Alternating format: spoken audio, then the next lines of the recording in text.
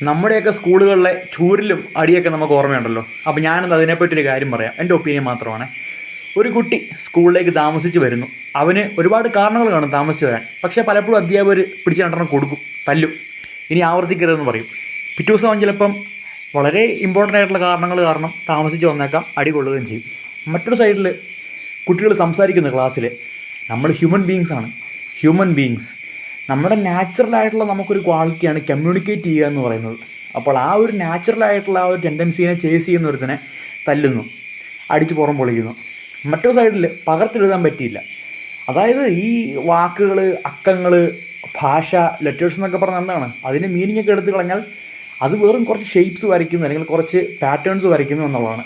So ആ പാറ്റേൺസിനെ മറ്റൊരു ബുക്കിലേക്ക് പകർത്തി വരയ്ക്കുക, അത് നമ്മുടെ നാച്ചുറലായിട്ടുള്ള നമ്മുടെ ഒരു ക്വാളിറ്റി അല്ലത്. നമ്മളത് ഈ ലോകത്തിൽ നമുക്ക് ജീവിക്കാൻ വേണ്ടി നമ്മൾ ഉണ്ടാക്കിയെടുത്തൊരു ക്വാളിറ്റിയാണ്. സോ അത് ഫോളോ ചെയ്യാൻ പറ്റുന്നില്ല. അതുകൊണ്ട് അവനെ അടിച്ച് അവൻ്റെ പുറം പൊളിക്കുന്നു. ഓക്കെ, ഇതാണ് സ്കൂളിൽ നടക്കുന്നത്. ഇതേ കുട്ടികൾ ആ സ്കൂളിൽ നിന്ന് പഠിച്ച് പുറത്തിറങ്ങുന്നു. നിങ്ങളൊന്ന് ഓർക്കുക, ഈ സ്കൂളെന്ന് പറയുന്ന 4 ചുമരുകൾക്കുള്ളിലായതുകൊണ്ടാണ് ഈ അടിക്കുന്നത് അല്ലെങ്കിൽ ഈ പെയിൻ ഇൻഫ്ലിക്റ്റ് ചെയ്യുന്നത് ഒരു ലീഗലായിട്ടുള്ള കാര്യമായിട്ട് മാറിയത്, അല്ലെങ്കിൽ വളരെ മഹത്വമായിട്ടുള്ള കാര്യമാണ് പിള്ളേരെ തല്ലുന്നത്. അതായത് ഒരു 4 ചുമരിനകത്തായതുകൊണ്ട് ഈ പെയിൻ ഇൻഫ്ലിക്റ്റ് ചെയ്യുക, പുറത്താണ് അകത്ത് പോകുന്ന കാര്യമാണ്, പക്ഷേ ഇതിൻ്റെ അകത്തായതുകൊണ്ട് ഈ പെയിൻ ഇൻഫ്ലിക്റ്റ് ചെയ്യുക, അത് ഫെലോ ഹ്യൂമൻ ബീങ്ങിൻ്റെ ദേഹത്ത് പെയിൻ ഇൻഫ്ലിക്റ്റ് ചെയ്യുന്നത് ഒരു മഹത്തായിട്ടുള്ള കാര്യമാണ്. ഓക്കെ, സോ ഈ പിള്ളേർ പഠിച്ച് പുറത്തിറങ്ങി വലുതായി. അപ്പം അതിൽ 1-2 പേര് പുറത്തിറങ്ങി മോശക്കാരായി മാറി. മീൻസ് ഒരാളെ പീഡിപ്പിച്ചു, ഒരാളെ കൊന്നു, കൊള്ളയടിച്ചു, മോഷ്ടിച്ചു, ഇത്തരം മോശം കാര്യങ്ങളൊക്കെ ചെയ്തു. എന്തുകൊണ്ട് ഈ അധ്യാപകർ അവരെ തേടി കണ്ടുപിടിച്ച് തല്ലുന്നില്ല, ഞുള്ളുന്നില്ല? എന്തുകൊണ്ട് അവർ ഉപദ്രവിക്കുന്നില്ല പോയിട്ട്?